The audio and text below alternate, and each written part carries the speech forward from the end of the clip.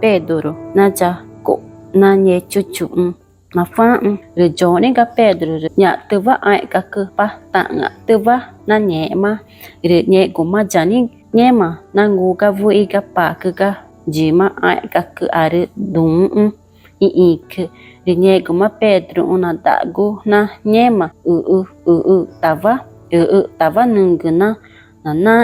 rồi mẹ nương na đã về nương nhị cái nương cùng mà ta nam cứ ki nhẹ mà nhẹ chu chu Nazareka no trega Pedro de nung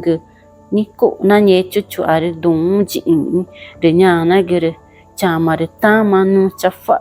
ja ji ma de tama nu chafa na ta ku chi ga ji nhẹ mà nung ki u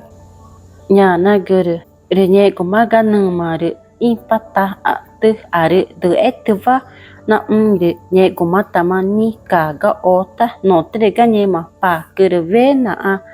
are Pedro i dau re i na cái nhẹ mà to ga ma nu cha u re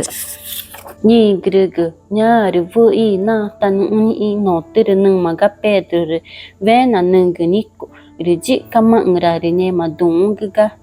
nhẹ mà gun re ve na are nya na gre nung ai kumani ina kuma rita nhẹ mà nhẹ chu chu tan na ki ere vu i Galilea ne ka ki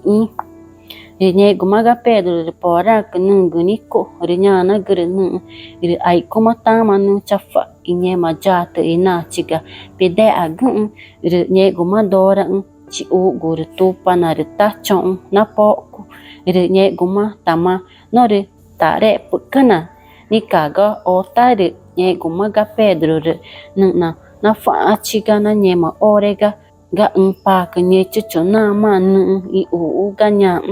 re na pa na ta re pukana ota i ka kuma re ta mai pukana ko ga ki ko na chong cho re dung ki nya re nhẹ kuma ga Pedro re pora ke uchima na a o